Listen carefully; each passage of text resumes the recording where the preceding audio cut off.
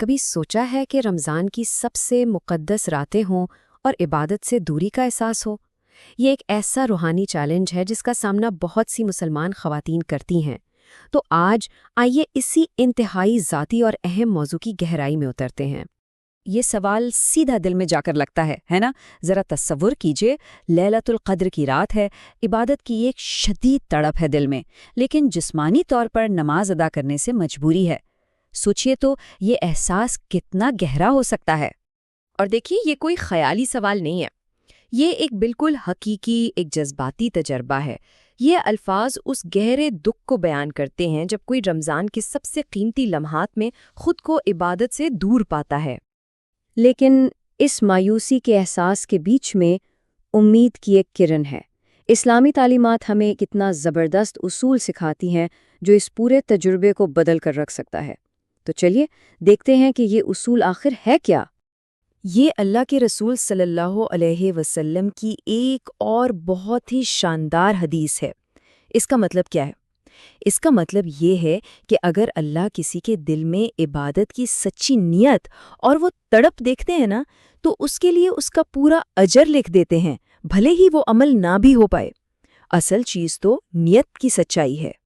اور سب سے خوبصورت بات پتہ ہے کیا ہے؟ کہ یہ اجر آدھا یا کم نہیں ہوتا۔ اللہ کا پیمانہ ہماری سوچ سے کہیں کہیں بلند ہے۔ وہ ہماری نیتوں کو جانتے ہیں اور اجر بھی اپنی شان کے مطابق پورا کا پورا عطا کرتے ہیں۔ یہ کتنی بڑی تسلی کی بات ہے نا؟ اچھا، اب آئیے ایک اور اہم پہلو پر بات کرتے ہیں، ایک ایسی چیز جو اکثر غلط فہمی کا شکار ہو جاتی ہے۔ یہ جسمانی اور روحانی حالتوں کے بارے میں ہے۔ سبحان اللہ، یہ نبی اکرم صلی اللہ علیہ وسلم کا ایک اتنا طاقتور فرمان ہے جو پاکیزگی کے پورے تصور میں انقلاب لے آتا ہے۔ یہ بالکل صاف کر دیتا ہے کہ جسمانی حالت چاہے کچھ بھی ہو، ایک مومن کی روح کبھی ناپاک نہیں ہوتی۔ مومن کا دل، اس کا ایمان ہمیشہ پاک رہتا ہے۔ سر دیکھیے تو اسلام نے کتنی عظیم تبدیلی پیدا کی۔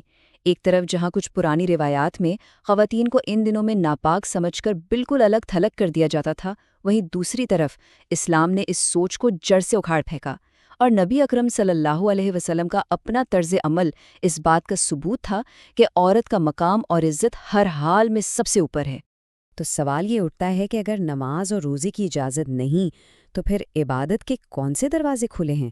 خوش قسمتی سے اللہ سے جڑنے کے دروازے کبھی بند نہیں ہوتے۔ آئیے دیکھتے ہیں کہ وہ کون سے راستے ہیں۔ دیکھیں، اس نقطے کو سمجھنا بہت ضروری ہے۔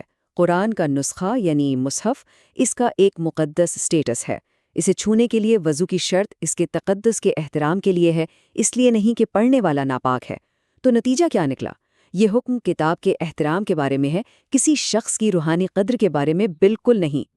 تو ہمیشہ یاد رکھیں، عبادت کے دروازے کبھی بند نہیں ہوتے۔ اللہ کا ذکر کرنا، دل سے دعا مانگنا یا قرآن کے معنی میں ڈوب جانا، یہ سب عبادت کی سب سے طاقتور شکلیں ہیں۔ یہ وہ اعمال ہیں جو روح کو سیدھا اللہ سے جوڑتے ہیں، اور ان پر کوئی پابندی نہیں۔ اب ہم اس وضاحت کے سب سے طاقتور اور شاید سب سے خوبصورت حصے کی طرف آتے ہیں، ایک ایسا نقطہ جو پورے نقطۂ نظر کو ہی بدل کر رکھ دے گا۔ ذرا اس جملے کی گہرائی پر غور تو کریں۔ ایک عالم دین نے کیا ہی خوبصورت نقطہ بیان کیا ہے۔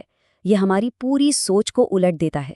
جس چیز کو ہم محرومی سمجھ رہے تھے، وہ درحقیقت اجر کمانے کا ایک نیا دروازہ ہے۔ تو اصل نقطہ یہ ہے، جب کوئی اپنی خواہش کے خلاف صرف اور صرف اللہ کے حکم کی خاطر نماز اور روزے سے رکتا ہے، تو یہ رکنا خود ایک عظیم عبادت بن جاتا ہے۔ یہ اللہ کے سامنے مکمل سر تسلیم خم کرنے کی سب سے خوبصورت شکل ہے۔ دیکھا جائے تو یہ ایک سیدھی سادھی سی مساوات ہے، لیکن اس میں گہرائی بہت ہے۔ اس کا مطلب یہ ہے کہ اس حالت میں ہر لمحہ، ہر سانس اللہ کی اطاعت میں گزر رہا ہے، اور اس لیے ہر لمحہ عبادت میں شمار ہو رہا ہے۔ یہ ایک ایسی غیر مرئی عبادت ہے جو مسلسل جاری رہتی ہے۔ سبحان اللہ، یہاں اللہ کی رحمت کی وسعت تو دیکھیں۔ ایک طرف تو ان عبادات کا پورا اجر مل رہا ہے جن کو کرنے کی سچی نیت تھی، اور دوسری طرف حکم ماننے پر ایک اضافی اور مسلسل اجر بھی لکھا جا رہا ہے۔ اجر کم نہیں ہو رہا بلکہ بڑھ رہا ہے۔ اور یہ اجر صرف کچھ لمحوں کا نہیں ہے، یہ تو 24 گھنٹے جاری رہتا ہے۔